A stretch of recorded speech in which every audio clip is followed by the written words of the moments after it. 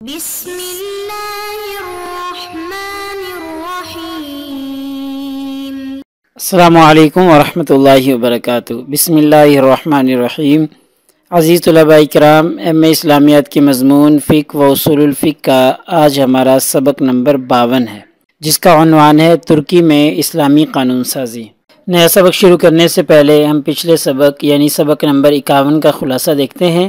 پچھلے سبق میں ہم نے پڑھا تھا کہ پاکستان کیسے معرض وجود میں آیا اور پھر مختلف لوگ اقتدار میں آئے اور آخر میں 80 کی دہائی میں ضیاء الحق نے اقتدار سنبھالا، اور ضیاء الحق کے اقتدار سنبھالنے کے بعد بہت سے اسلامی قوانین کو نافذ کیا گیا، جن میں حدود آرڈیننس تھا، وفاقی شریعت کوڈ، عشر اور زکوٰۃ کمیٹیاں بنائی گئیں، شریعت فیکلٹی کا قیام عمل میں آیا، نفاذ اسلام کے لیے مختلف طریقے سے کوششیں کی گئی۔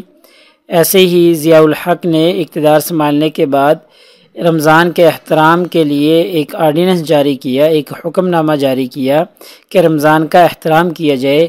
رمضان میں عام طور پر لوگ کھا نہیں سکتے، سر عام کھا نہیں سکتے، اگر کھائیں گے تو ان کے لیے سزا بھی تجویز کی گئی۔ ایسے ہی عورت کی شہادت کے بارے میں قانون نافذ کیا گیا۔ ایسے ہی مرد اور عورت کی شادی کی عمر کم از کم طے کی گئی کہ اس سے پہلے شادی نہیں کی جا سکتی۔ ایسے ہی خلا، جو کہ اسلام نے عورت کو ایک حق دیا ہے، اس خلے کا قانون جو ہے وہ نافذ کیا گیا۔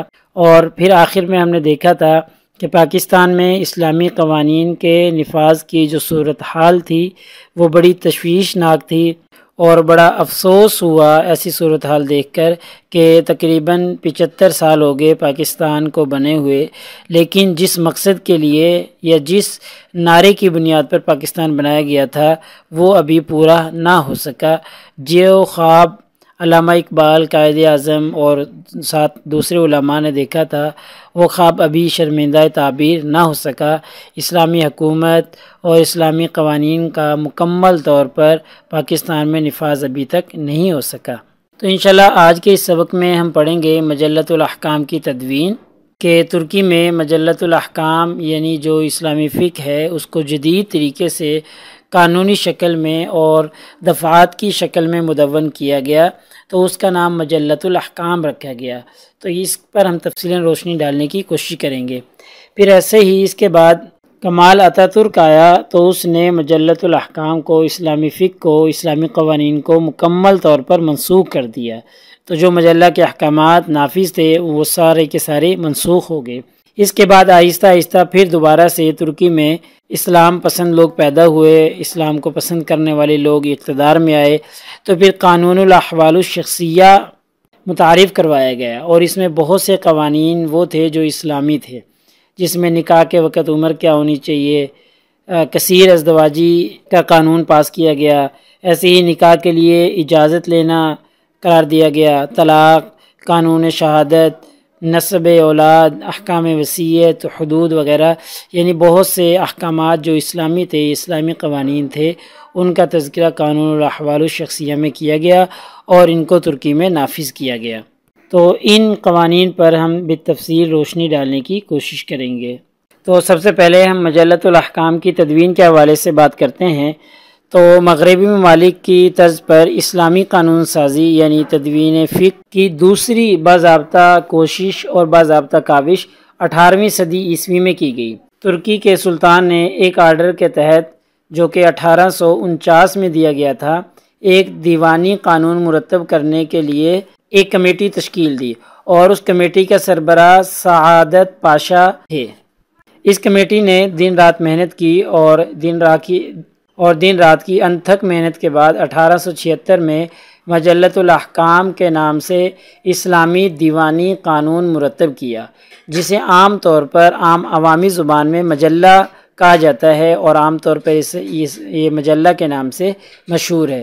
یہ مجلہ بہت سے احکامات پر مبنی تھا، جس میں بیع تھا، رہن، ہبہ، تحویل، قضاء، شہادت، اقرار، تصفیہ، یعنی اس طرح کے اسلامی اور فقہی قوانین جو تھے وہ بہت زیادہ اس میں تھے، اور ان کے اوپر اس کو مرتب کیا گیا۔ لیکن جب 1926 میں کمال اتہ ترک انقلاب آیا تو اس نے مجلہ کو مکمل طور پر منسوخ کر دیا اور اس کی جگہ سوئٹزرلینڈ کے قوانین کو نافذ کرنے کا فیصلہ کیا۔ اب ہم بات کرتے ہیں قانون الاحوال الشخصیہ کے بارے میں۔ ابھی ہم نے پیچھے پڑھا کہ جب کمال اتاتürk کا انقلاب آیا تو اس نے مجلہ کو منسوخ کر دیا اور سوئٹزرلینڈ کا قانون نافذ کیا، تو اس کے بعد آہستہ آہستہ دوبارہ سے اسلامائزیشن قائم ہونے لگی، اسلام پسند لوگ آنے لگے، اقتدار میں بھی آگے۔ تو پھر 17 ستمبر 1953 کو قانون الاحوال الشخصیہ کے نام سے ایک اسلامی قانون ترکی کے اندر نافذ کیا گیا، جس کی کچھ دفعات جو کہ اسلامی دفعات تھیں اس پر ہم بات کرنے کی اب کوشش کریں گے۔ تو ترکی کے قانون الاحوال الشخصیہ کی ایک شق اور ایک دفعہ یہ تھی کہ ترکی میں نکاح کے لیے لڑکی کی عمر 17 سال قرار دی گئی اور لڑکے کی عمر 18 سال۔ اس سے کم عمر کے افراد جو ہیں وہ شادی نہیں کر سکتے، اور اسی میں دوسری شق یہ بھی تھی کہ اس عمر کے لڑکے اور لڑکیاں آپس میں شادی کے لیے کسی دوسرے کی رضامندی حاصل کیے بغیر شادی اور نکاح کر سکتے ہیں، انہیں اپنے والدین کی یا اپنے عزیز و اقارب کی رضامندی لینا ضروری نہیں۔ ہاں البتہ اگر وہ نابالغ ہوں، سن بلوغت سے ان کی عمر کم ہو، تو پھر ان کے لیے لازمی قرار دیا گیا کہ وہ دونوں اپنے والدین سے اجازت نامہ تحریر کروائیں اور ان کی رضامندی حاصل کریں، تو پھر وہ نکاح اور شادی کر سکتے ہیں، اس کے علاوہ نہیں کر سکتے۔ ایسے ہی قانون الاحوال الشخصیہ کی ایک دفعہ یہ بھی ہے کہ کثیر ازدواجی، یعنی مرد ایک سے زیادہ عورتوں سے نکاح نہیں کر سکتا۔ ترکی قانون میں مردوں اور عورتوں کے لیے کثیر ازدواجی پر قانون پابندی ہے، اور جو اس کا مرتکب فریق ہوتا ہے اس کو قانونی طور پر سزا بھی دی جاتی ہے اور اس کے لیے قانونی سزا مقرر کی گئی ہے، اور آج کل اس کا رواج بڑا ہی محدود ہے، اس کی تعداد میں مسلسل کمی واقع ہو رہی ہے کیونکہ قانونی طور پر اس پر پابندی لگا دی گئی ہے۔ قانون الاحوال الشخصیہ کی ایک دفعہ یہ بھی ہے کہ نکاح کے لیے ترکی میں اجازت نامہ لینا ضروری ہے، اور اجازت نامہ قاضی اور جج سے لیا جاتا ہے، اور اس کے ساتھ ساتھ دوسرا اجازت نامہ عمر اور صحت کی صداقت کا سرٹیفکیٹ لینا ہوتا ہے کہ میڈیکل ڈاکٹر چیک کر کے بتا دیتا ہے کہ عمر اور ان کی صحت اس قابل ہے کہ یہ نکاح کر سکیں یا نہیں۔ تو یہ دو اجازت نامہ قاضی سے اور میڈیکل سرٹیفکیٹ، یہ دو اجازت نامہ لے کر پھر شادی کی جا سکتی ہے۔ اس سلسلے میں ڈاکٹر عائشہ کہتی ہیں کہ اب بھی ترکی میں بہت سی شادیاں 50% سے بھی زیادہ شادیاں ان کے بزرگ حضرات طے کرتے ہیں، لیکن مسلسل پسند کی شادیوں میں روز بروز اضافہ ہو رہا ہے۔ اگر کوئی بھی شخص اپنی پسند کی شادی کرے تو پھر اس کے لیے لازم ہے کہ وہ قاضی سے، جج سے اجازت نامہ لیں۔ اگر وہ اجازت نامہ لیں گے تو پھر ان کا نکاح ہو جائے گا، اور اگر وہ قاضی سے اجازت نامہ نہیں لیتے تو پھر ان کا نکاح نہیں ہو سکتا۔ ترکی قانون میں یہ لکھا ہوا ہے۔ ایسے ہی طلاق کے بارے میں قانون الاحوال الشخصیہ میں لکھا ہے کہ ترکی میں اگر کوئی شخص ایک ہی مجلس میں 3 طلاقیں دیتا ہے تو وہ ایک ہی طلاق تصور کی جائے گی۔ ترکی میں میاں بیوی کو یہ اختیار حاصل ہے کہ وہ عورت کو طلاق دے یا عورت مرد کو طلاق دے، دونوں کو برابر کا حق دیا گیا ہے، دونوں کو برابر کا اختیار دیا گیا ہے۔ ڈاکٹر فریدہ اکار لکھتی ہیں کہ ترکی کے آئلی قوانین میں میاں اور بیوی دونوں کو طلاق کی یکساں بنیادیں فراہم کی ہیں۔ طلاق کی کارروائی عدالت میں ہوتی ہے، اور ججوں کو بچے کی تحویل اور اس کی کفالت کا فیصلہ کرنے کے بارے میں لامحدود اور ثواب دیدی اختیارات حاصل ہیں۔ ایسے ہی عورتوں کی شہادت کے بارے میں مکمل طور پر انہیں آزادی ہے کہ وہ گواہی اور شہادت دے سکتی ہیں۔ عوامی نظام میں عورتیں مکمل فرد کی طرح ہیں، مکمل افراد ہیں اور برابری کی شہری ہیں، اس لیے عورتوں کی شہادت کا مسئلہ دستوری یا کسی عدالت میں متفقہ طور پر قابل قبول ہوتا ہے۔ کسی بھی عوامی فورم پر اسے چیلنج نہیں کیا گیا کہ عورتیں گواہی نہ دیں، بلکہ ہر جگہ ان کو قابل قبول قرار دیا گیا ہے، ان کی شہادت کو قبول کیا گیا ہے۔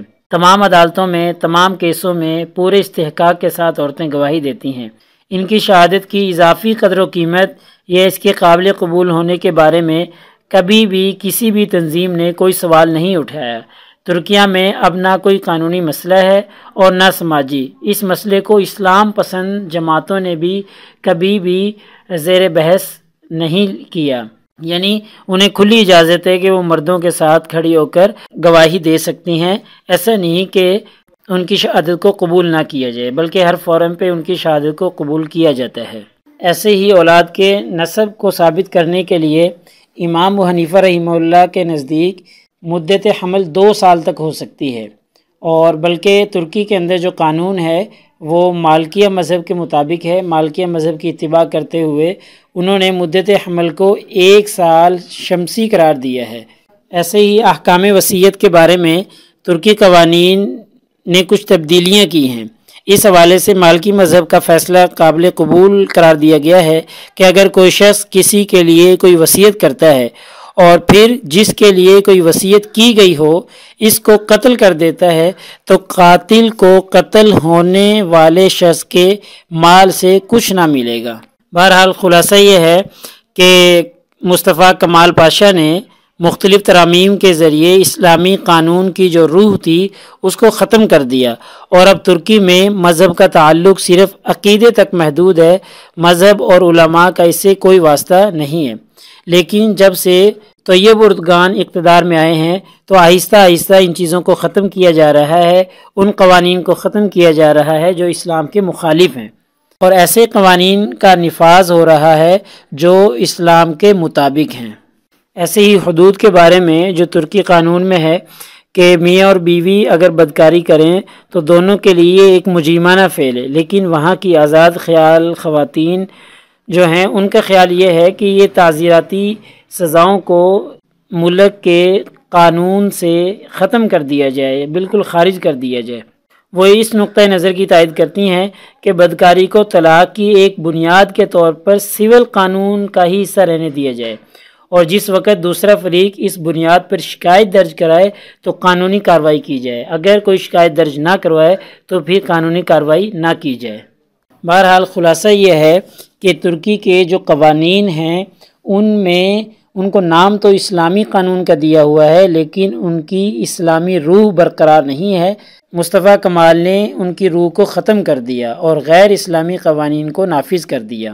تو آج کے ہمارے اس سبق کا خلاصہ یہ ہے کہ ہم نے مجلۃ الاحکام کی تدوین کے بارے میں پڑھ لیا، اور پھر ایسے ہی مجلہ کو منسوخ کیسے کیا گیا، اس کے قوانین کو ختم کیسے کر دیا گیا، اس کے بارے میں تبصرہ کیا، اور پھر ہم نے قانون الاحوال الشخصیہ کے نام سے جو قانون ترکی میں مروج ہے اس کی کچھ دفعات پر بات کی تھی، جن میں نکاح کے وقت عمر پر ہم نے تبصرہ کیا، ایک سے زیادہ شادیوں پر ہم نے تبصرہ کیا، نکاح کے لیے اجازت لینا اس پر ہم نے بات کر لی، ایسے ہی طلاق، قانون شہادت، اولاد کا جو نسب ہے وہ ثابت ہونا، احکام وصیت اور حدود وغیرہ، یہ کچھ دفعات جو قانون الاحوال الشخصیہ کی تھیں ان پر ہم نے بالتفصیل تبصرہ کیا ہے۔ انشاءاللہ اگلے سبق نمبر 53 میں ہم سعودی عرب میں اسلامی قانون سازی کے بارے میں پڑھیں گے۔ جزاکم اللہ خیر۔ السلام علیکم ورحمۃ اللہ وبرکاتہ۔ انشاءاللہ سبق نمبر 54 میں دوبارہ بہت جلد ہماری ملاقات ہوتی ہے۔ اللہ تعالیٰ آپ سب کا حامی و ناصر ہو۔